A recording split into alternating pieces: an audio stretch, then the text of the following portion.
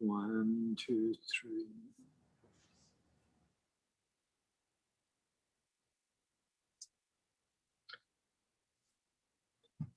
Good evening. We welcome you here at the regular meeting of West Valley City Council.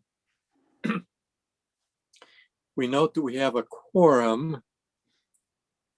And let's see, 1, 2, 3, 4, 5, 6. We currently have 6 members of council in attendance. I believe that the 7th one will join us shortly. With that, our meeting will be held both at our anchor location at the City Hall and our council chambers, as well as electronically. The public may participate in person at the city offices, or they can participate electronically. With that, then, we will begin with our Inside the Video series.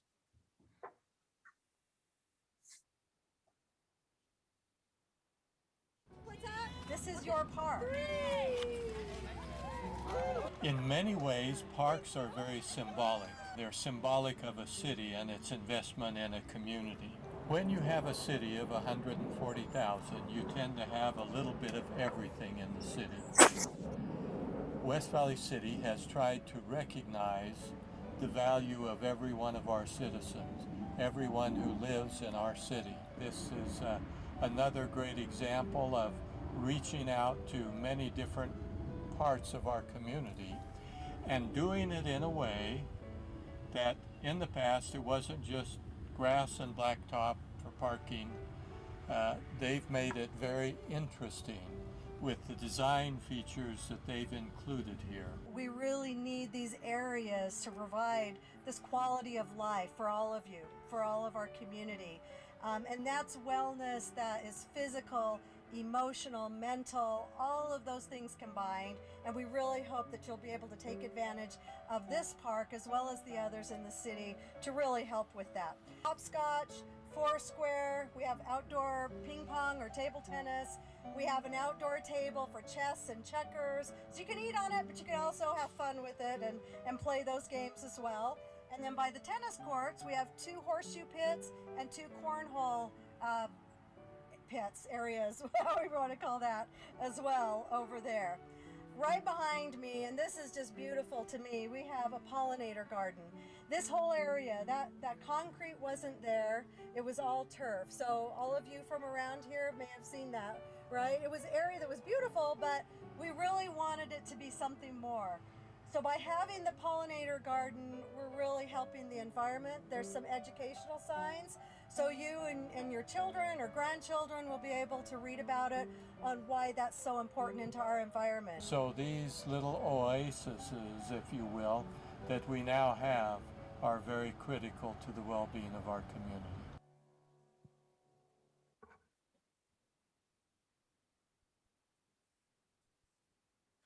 All right. Not being able to see the full council chambers there. Councilman Bueller, is there any special recognitions for any guests that we have there? I think they're all special, but we'll just recognize them as a whole. We don't have any individuals to point out tonight. Okay, I do notice there are at least 4, and someone was pointing the other way, so.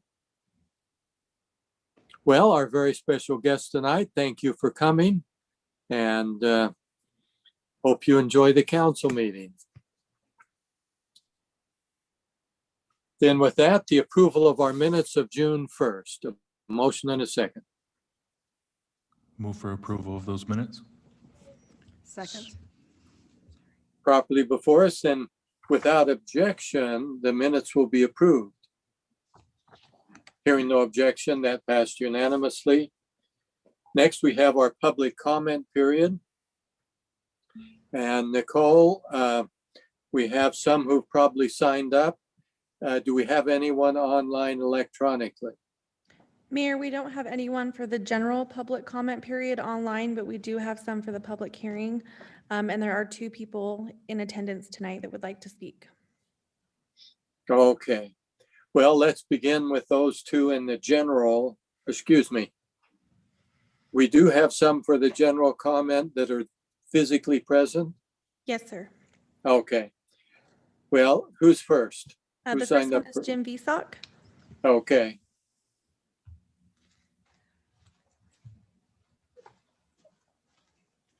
Good evening, Mayor. Just wanted to go over some things that I was involved in the last week. I went to the 4 days of the Valley Fair Mall opening. Mayor was there for the ribbon cutting, but I also did the game night and then the Saturday where they did the music. It was nice to see people coming in and out. And yes, I even went to the yoga. First time ever doing yoga. And there's pictures of me doing it. So it was great to see that they spent a lot of money to make this look nice, and it is bringing people out and a lot of people from around us. I was really surprised how many other cities were coming into Valley, people from other cities that were coming in and using the facility and being out there. I also went to a My Hometown meeting. Very, very interesting. Some of the things that they brought up that they were concerned about, one was crime. The other were streets and sidewalks and guttering. Big one was the streetlights. I was able to inform them because even the ones that were in charge didn't know about the new $3 thing, and they seemed to be excited about that and getting the streetlights in their area. The other one, and it's a regular thing that's been brought here, is the street speeds in neighborhoods and the mini racetracks that are going on. I think that's throughout the city, but that was one of the things that these neighborhood block leaders brought in. It's amazing what this program has done in the last 2-3 years that it's been going on. I don't even think it's been 3 years yet.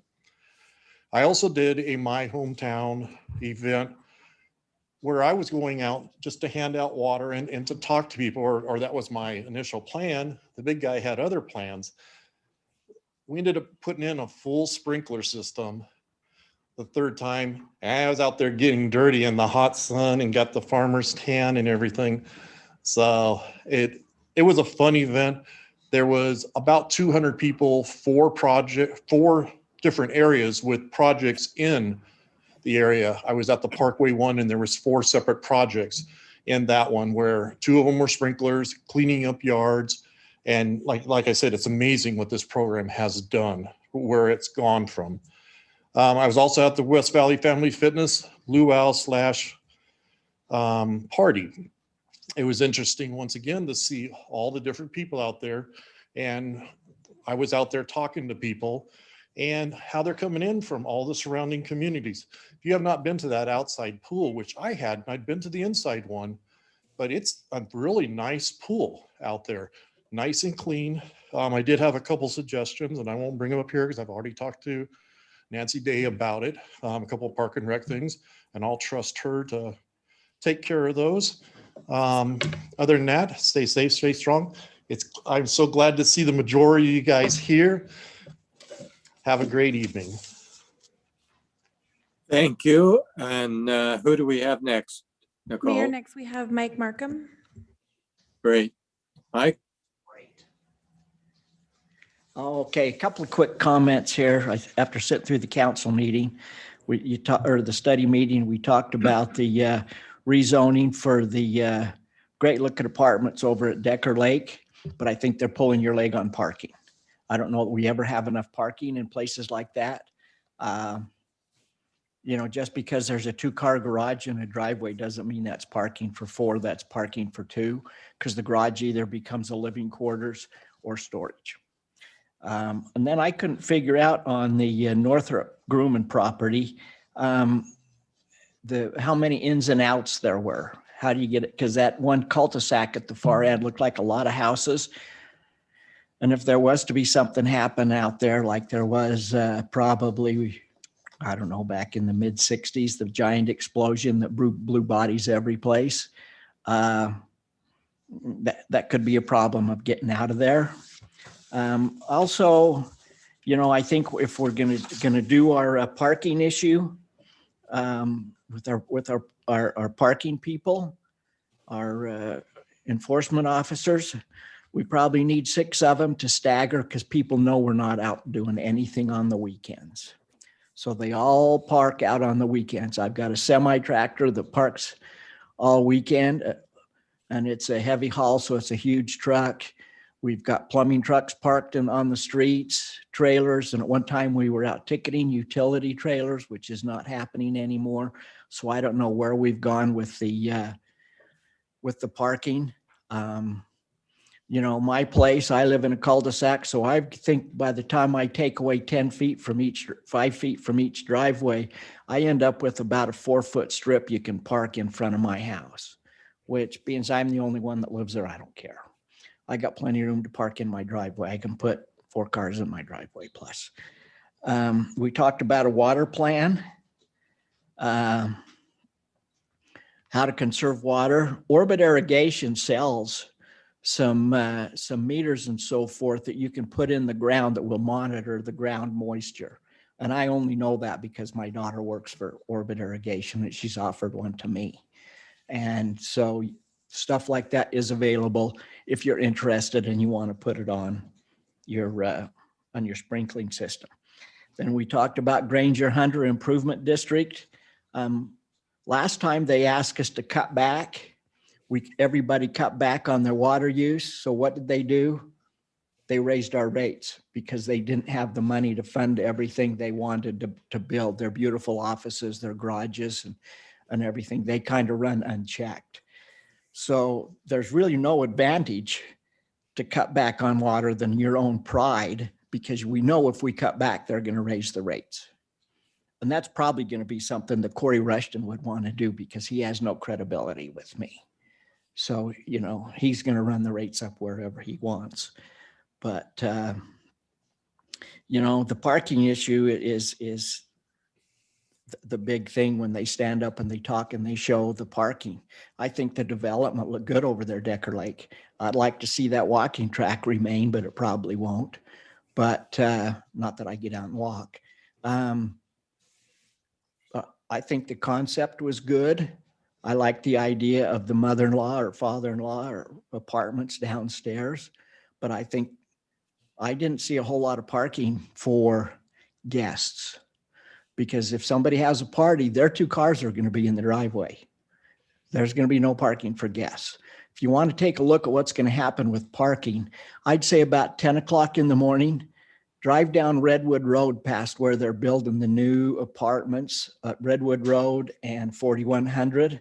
For some reason, they're not allowing the construction workers to park inside the fence. So both sides of 4100 is lined up with cars. And that's exactly what that's going to look like when the apartments open up. Or there's going to be big towing bills because of the restaurants and so forth that they're building around the perimeter of those. People are going to start parking in those parking spots. I don't know why the construction company can't hook up with that little shopping center that's right across the street from the apartments and try to hook up where their people could park in there, because that parking lot is always empty, but that doesn't seem to happen. Parking, as I say, is an issue within this city that doesn't seem to work. And probably my last comment would be, come on down, Mayor. Thanks.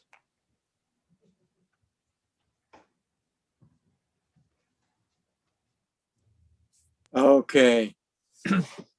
With that, then, that concludes our public comment. So, Mr. Pyle, any comments? No comments tonight, Mayor. Thank you. Okay. Any comments from the council?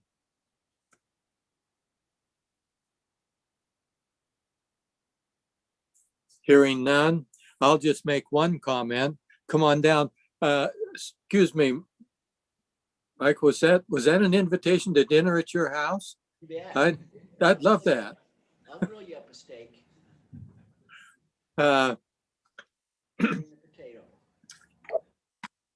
Thank you. Let's see. Let's go now to our public hearings. Our first one is a proposed 2021-22 annual action plan on our community development block grants, and also to do a substantial amendment to our 2020-2021 consolidated plan that we have to submit to the U.S. Department of Housing and Urban Development. In conjunction with that, we will deal with those two issues. Resolution 2188 on the annual action plan and Resolution 21-89 for the annual action plan program submitted to the Department of Housing and Urban Development. We go through each year and identify where these federal funds can both efficiently and effectively be put to use. Anyone looking at that will note that there was a significant change from the prior year when we had extra funds come in due to the situation we were involved in before. We go back now to more traditional like items. So with that introduction, anything the council wants to add before I open the public comment? Hearing none, then first of all, Nicole, do we have anyone online? Yes, sir. We do have 3 people signed up to speak online. Okay. If you will just invite each one in, I assume that either you or they will introduce themselves. Yes, Mayor. The first person to speak is Josie White. Josie, you should be able to unmute your microphone now. Excellent. So I'm Josie. I'm representing South Valley Sanctuary tonight. First, I'm so sorry I couldn't attend in person. My asthma is acting up, and unfortunately, if you cough in public, people still panic, and rightfully so. That said, we are honored to be under consideration for $20,000 in CDBG funding from West Valley City. So maybe I'll start with a broader picture of the need for domestic violence services in Utah. In Utah, 1 in 3 women and 1 in 4 men will experience domestic violence within their lifetimes. And since 2000, 42% of homicides in Utah were related to domestic violence, and children have witnessed 22% of those homicides. Frequently, victims face an impossible choice. They must either face homelessness or return home to their abuser. Therefore, emergency shelter and supportive services are key to helping domestic violence victims. In the past fiscal year, with the help of funders like West Valley City, CDBG, we provided supportive services to 246 West Valley residents, responded to 166 domestic violence calls from your residents or from West Valley Police, and sheltered 86 West Valley City residents with an average stay of 31 days. With this cycle of funding, we anticipate serving similar numbers in the upcoming year. For a greater picture of what those services cost, each night of shelter costs approximately $65. Based on the past fiscal year's number, 86 residents times an average stay of 31 nights times 65, the cost of sheltering West Valley residents alone is $173,920 in annual expenses. This round of funding would cover roughly 11.5% of that expense. Funding from West Valley City helps us provide services to residents at no cost to them, and we leverage your funding to encourage donations from other community donors. Domestic violence affects our entire community, and together we can provide survivors the services they need to live safe, independent, and fulfilled lives free from abuse. Thank you again for your consideration. Thank you. Nicole, next. Mayor, next we have Nathan Breinholt. Nathan, you should be able to unmute. Hi, my name is Nathan Breinholt, and I am the Food and Resource Center Manager for UCA, or Utah Community Action. So first, I want to thank you all for allowing me the time to speak tonight a little bit about UCA's program and for considering us for funding. UCA appreciates when local governments get involved in collaborating with local programs. especially the ones that impact the community. So since last July until March of this year, UCA's Food and Resource Centers have served 13,209 residents of just West Valley City. And we provide them with 7 to 10 days worth of food. And this food insecurity really is a large issue in West Valley City, as that 13,000 represents about 10% of your general population from West Valley City. So I'm glad that UCA has been able to serve that need in your guys' community. UCA is one of the largest distributors of emergency food in Utah, as it operates 2 food pantries, the one in West Valley City and the other in Midvale. And I'm glad that you guys have considered our request for that $10,000, as it will go towards the salaries and fringe benefits and operating costs of our pantry. UCA operates the facilities on small staff, which have been supplemented by volunteer hours. But due to COVID, we've had a decrease in volunteers as people don't feel comfortable coming in due to, compared with previous years. But since July of last year, we've had about 14,000 hours donated by community members in our pantries. Also, due to COVID, we've had an increase in our services, about 200 or 400 per month from what we've seen in previous years also. And then due to that need, we also tried broadening our services from our standard 3 to 5 day supply to the 7 to 10 that we are currently at. So I'm glad that we were able to do that with your guys' assistance here in West Valley City. So I'm glad that we can continue this partnership with your guys' funds. So thanks again, and thanks for your consideration for funding. Okay, Nicole.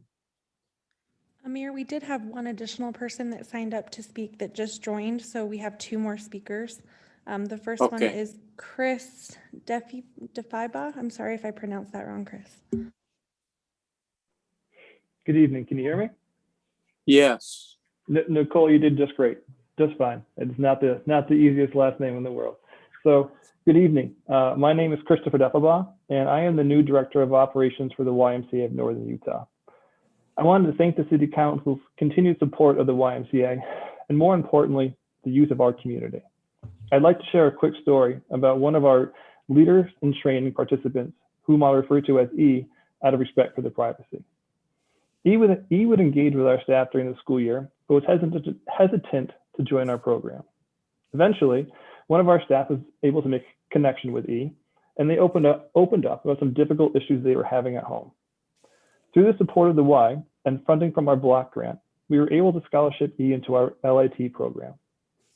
Through the support of the LIT program, E has thrived this past school year.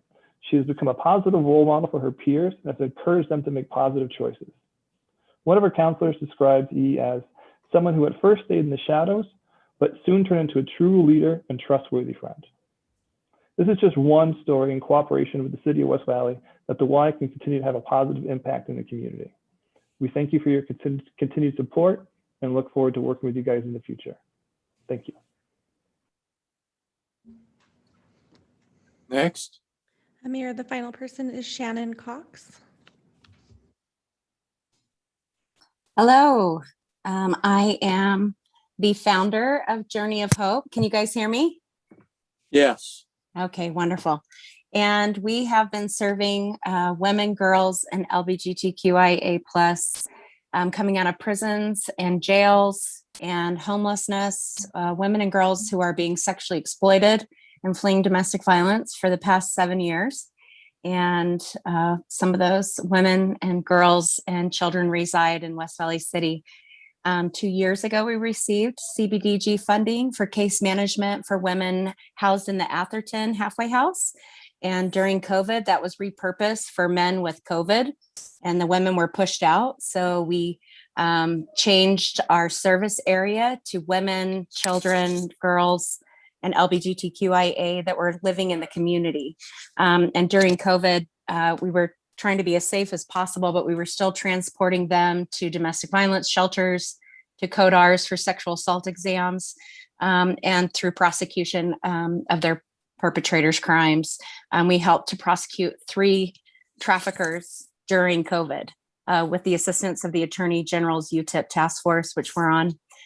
We were not chosen this year for funding, but we'd like for you to consider that we serve the most vulnerable in your community, the most harmed.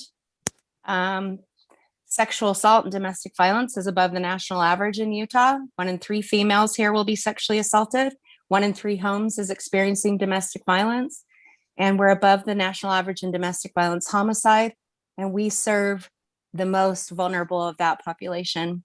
The ones that don't feel safe to call the police, call us.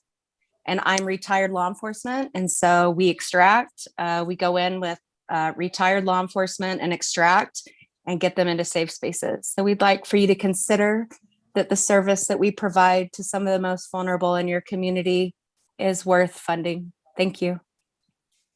Thank you. Nicole, that's all of them? That's all electronically, sir. Is there anyone in the chambers who came to speak? It doesn't look like so, Mayor. Okay, then we will close public comment on that and bring it back to the council.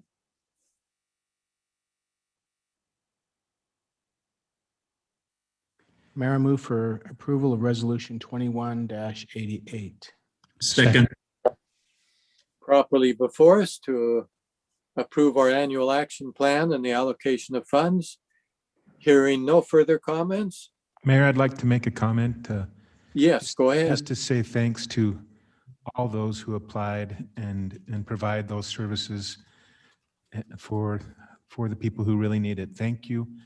I wish we could do more, but you're doing the really hard work, so thank you. I wanted to recognize you. Thank you, Councilman Nordfeld. Very well said. Hearing no further comments, to our city recorder for the roll call vote. Councilman Fatiz Samanu. Aye. Councilwoman Lang. Yes. Councilman Bueller. Aye. Councilman Hune. Aye. Councilman Christensen. Yes. Councilman Nordfeld. Yes. And Mayor Bigelow. Aye. Motion passes unanimously. Okay. Next, the resolution 21-89 for our plan program. Move for approval of Resolution 21-89. Second. Properly before us. Hearing no further comments, to our city recorder. Councilman Nordfeld. Yes. Councilman Christensen. Yes. Councilman Hune. Aye. Councilman Bueller. Aye. Councilwoman Lang. Yes. Councilman Fatiz Samanu. Aye. And Mayor Bigelow. Aye. Motion passes unanimously. Okay. Then next we have another item for public comment. We'll hold a public hearing. This is on application GPZ-5-2021 filed by Jason Kelly. And this is on property at 3536 South, 1950 West, to change this from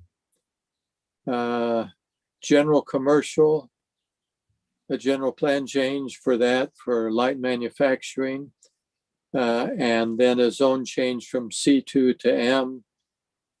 And this is a company that has been doing business there for an extended period of time. And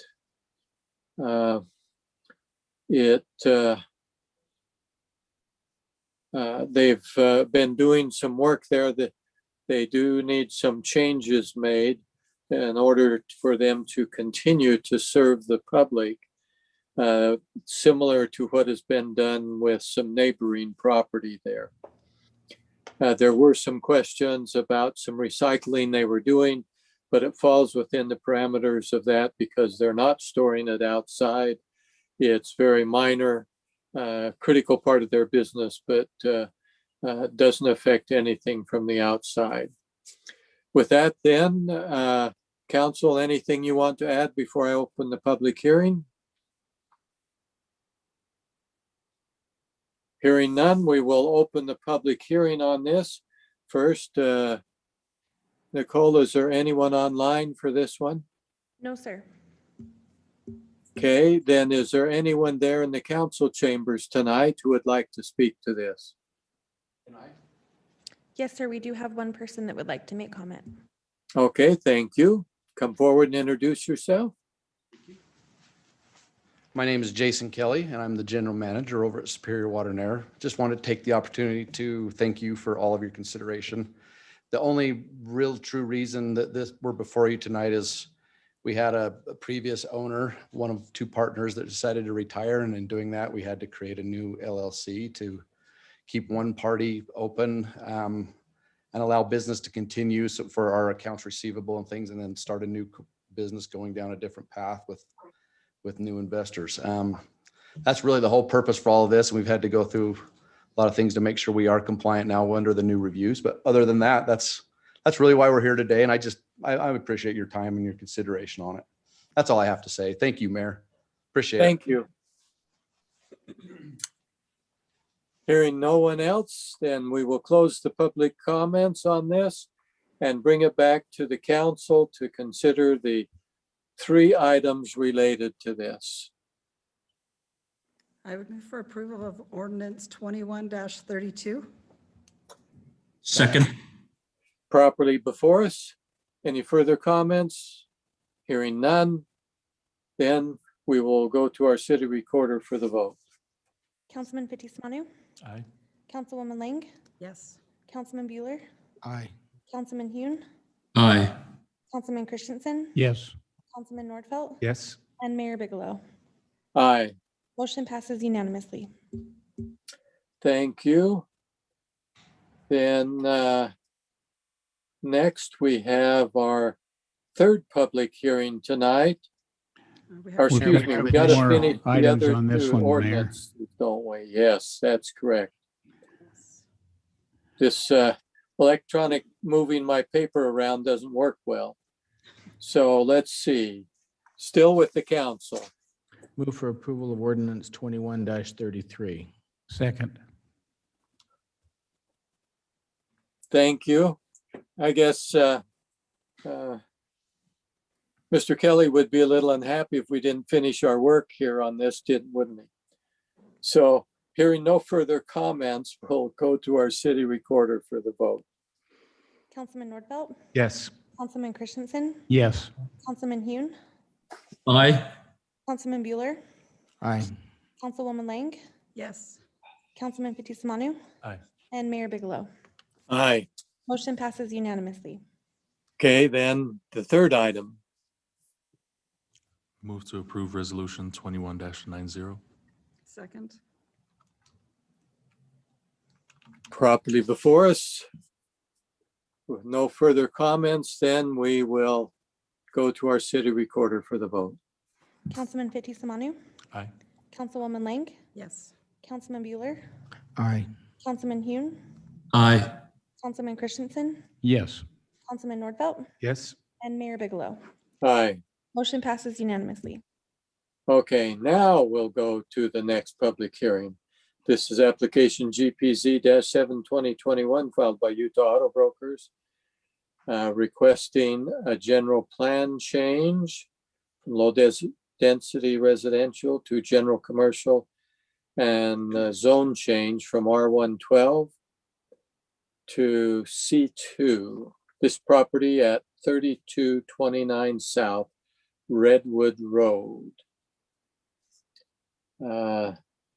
This is a piece of property where they want to put in some commercial buildings as well as some lots where different businesses can have people come in and work there.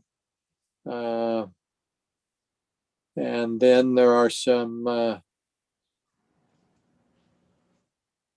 I think that was everything on that. Anything else the council wants to add to that?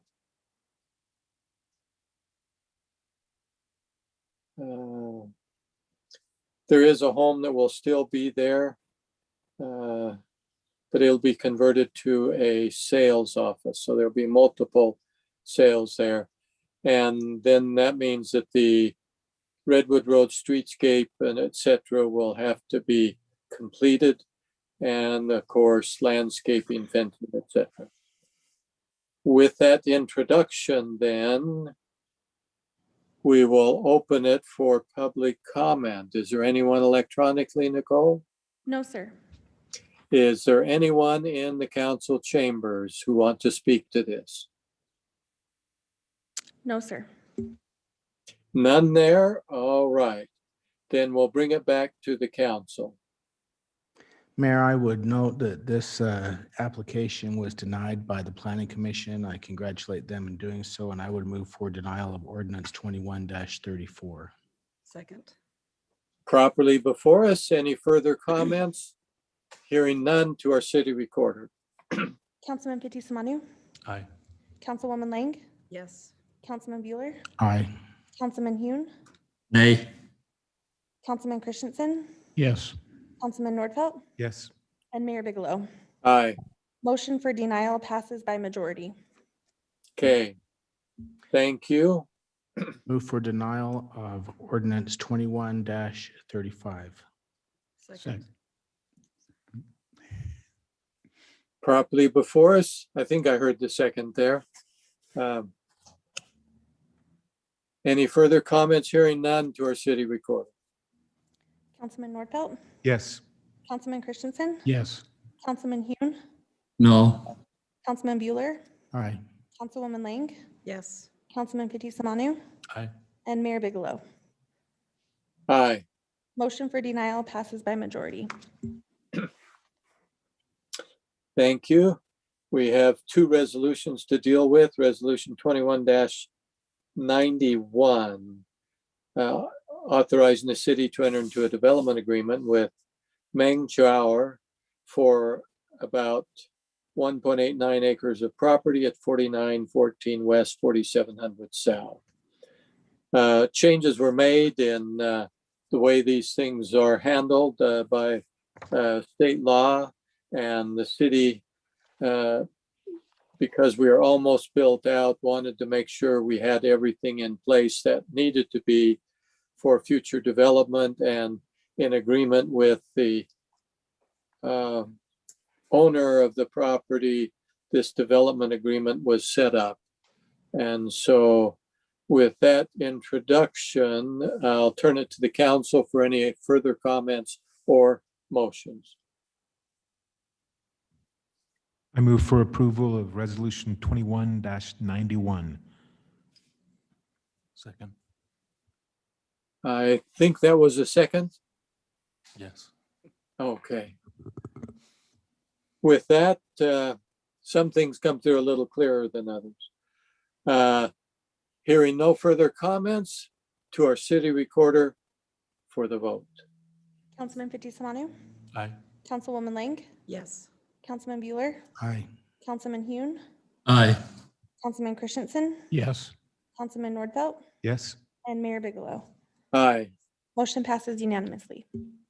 Thank you. Next, we have resolution 21-92.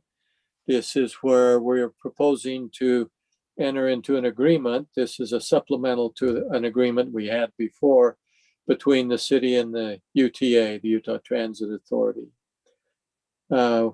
There were some funds made available to do some work on 2700 West for bike lanes, sidewalks, etc. It comes from a program they, like government, give it an abbreviated name, TIGER, Transportation Investment Generating Economic Recovery Program. And so we initially started this project, but with a change where additional funds were becoming available from the city and from these grants and the like.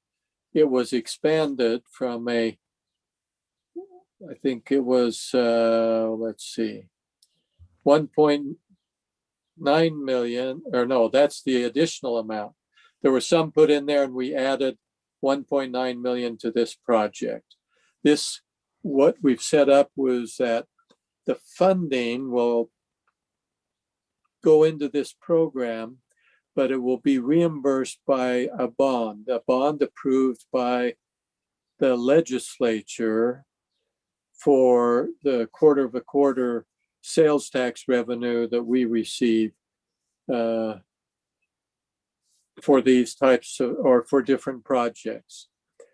So this is, will add improvements there utilizing that method of funding. With that, to the council. I think these Tiger grants are great. And I move for approval of Resolution 21-92. Second.